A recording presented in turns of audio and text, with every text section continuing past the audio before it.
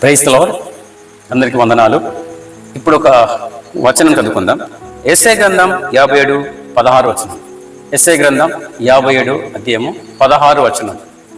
ఈ వచనంలో ఇలా రాయబడి ఉంది, నేను చదువుతున్నాను. నేను నిత్యము పోరాడువాడను కాను, ఎల్లప్పుడూ కోపించువాడను కాను, అలాగుండిన యెడల నా మూలముగా జీవాత్మ క్షీణించును, నేను పుట్టించిన నరులు నశించిపోదురు అని లేఖనంలో రాయబడి ఉంది. అయితే ఈ వాక్యము ఎవరు మాట్లాడారు, ఎవరితో మాట్లాడారు అంటే ఇది డైరెక్ట్గా దేవుడే మాట్లాడిన మాటలు. దేవుడే మాట్లాడారు. దేవుడైన యెహోవా స్వయంగా ఆయన మాట్లాడిన మాట.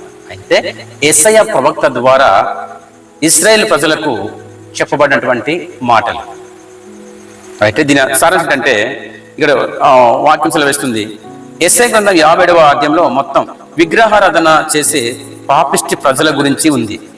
విగ్రహారాధన చేస్తూ పూజిస్తున్నటువంటి ఇశ్రాయేల్ ప్రజల గురించి రాయబడింది. అంటే ఇశ్రాయేలు ప్రజలు దేవుని విడిచిపెట్టి విగ్రహాలను పూజించి పాపంలో అప్పటికి జీవిస్తున్నారు.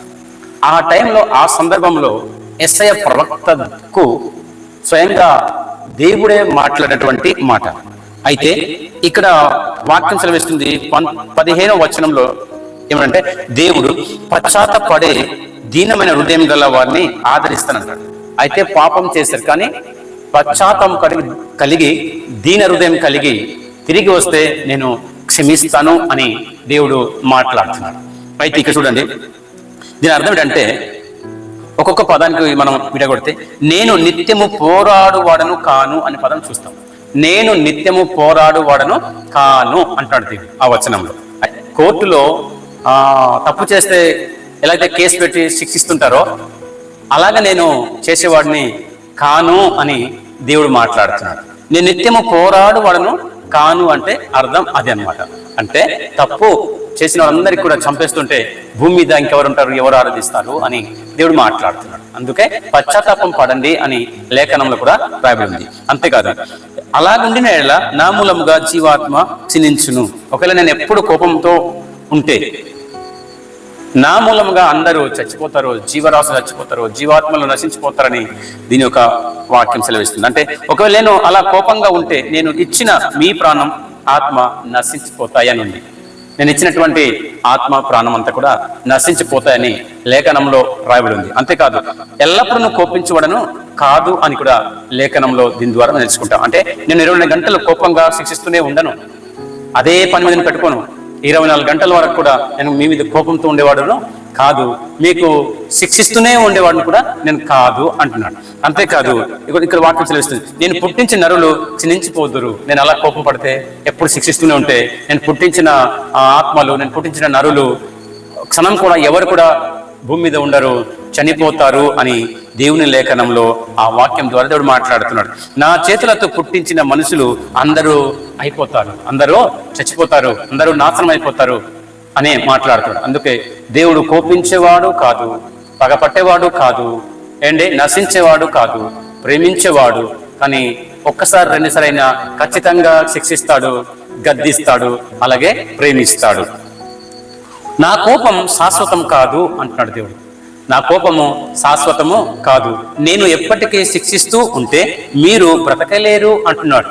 నేను ఎప్పుడు కూడా మీరు చేసిన తప్పులందరికీ నేను శిక్ష వేసుకుంటూ పోతే, కోర్టులో కేసు వేసినట్టుగా అలాగేస్తే మీరు ఎవరు కూడా బ్రతకలేరు, అందరు చచ్చిపోతారు.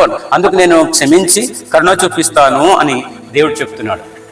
కరుణ చూపిస్తాడట, క్షమిస్తాడట. అందుకే ఆయన ఎప్పుడు కోపిస్తుడుగా ఉండాడు. ప్రియ దేవుని బిడ్డలారా, ఇక్కడ ఈ వాక్యం ఎవరి కోసం అంటే మనం తెలుసుకోగలగాలి.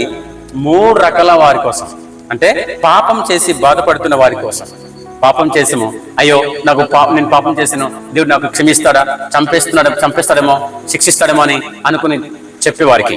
నేను చాలా పాపం చేశాను, దేవుడు నన్ను ఎప్పటికీ క్షమించాడు అని బాధపడే వారికి ఇది ఓదార్పు. దేవుడు కోపంగా ఉన్నా అది శాశ్వతం కాదు, పశ్చాత్తాపడితే క్షమిస్తాడు. దేవుడు పశ్చాత్తాపం పడిన వారందరికీ క్షమిస్తాడు. అంతేకాదు, దేవుని శిక్షకు భయపడే వారి కోసం. ఇశ్రాయేల్ ప్రజలు శిక్ష అనుభవిస్తున్నారు, ఇంకా ఎన్ని రోజులు అని అడిగినప్పుడు దేవుడు నా కోపం శాశ్వతము కాదు అని ధైర్యం చెప్పాడు.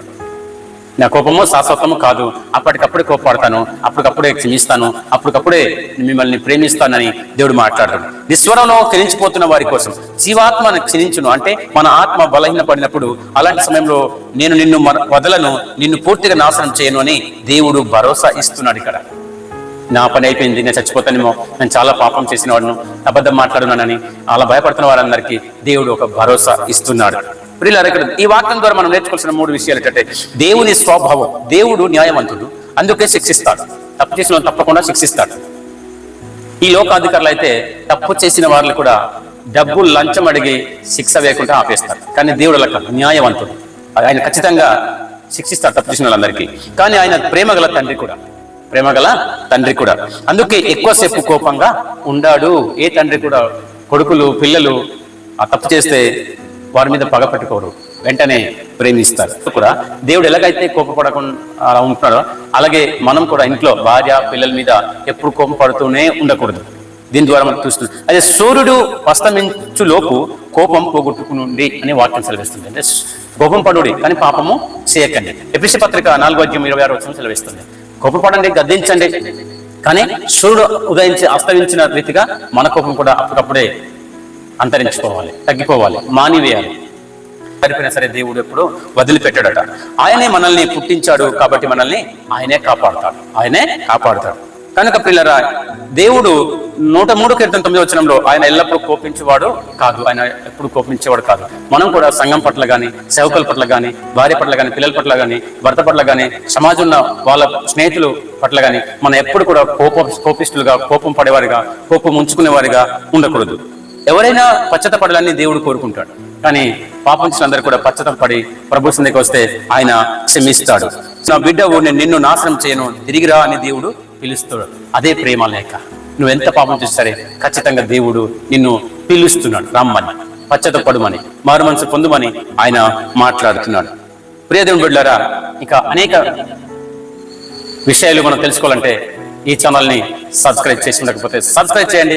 అలాగే వీడియో నచ్చితే షేర్ చేయండి, ఒక లైక్ చేయండి. ఈ వీడియో మీకు ఈ వాక్యం ఎలా ఉందో కామెంట్ బాక్స్లో తెలియజేయండి. మరొక వీడియోలో కలుద్దాం. God bless you. మహాపరిశుద్ధుడా, జీవం గల తండ్రి, మీకు వందనాలు. ఇంతవరకు ఈ వాక్యం విన్నటువంటి అందరికీ ప్రభు, నీ రక్తంతో కడగనటువంటి సమూహం అందరికీ ప్రభు, అయ్యా వీడియో వీక్షిస్తున్నటువంటి అందరికీ దీవించి ఆశీర్వదించండి, బలపరచండి. ఇదిగో ప్రభా, అయ్యా తండ్రి నాయన, మీరు నాయన ఇంకా అనేకులు పాపం ఉంటే వారు పాపాన్ని మళ్లించి క్షమించి వారు పశ్చాత్తాపడి నీ వద్దకు రావడానికి మంచి మనసు వారికి దయచేయమని యేసుక్రీస్తు వారి నామంలో ప్రార్థన సమర్పిస్తున్నాను తండ్రి. Amen, amen, amen. Thank you. God bless you.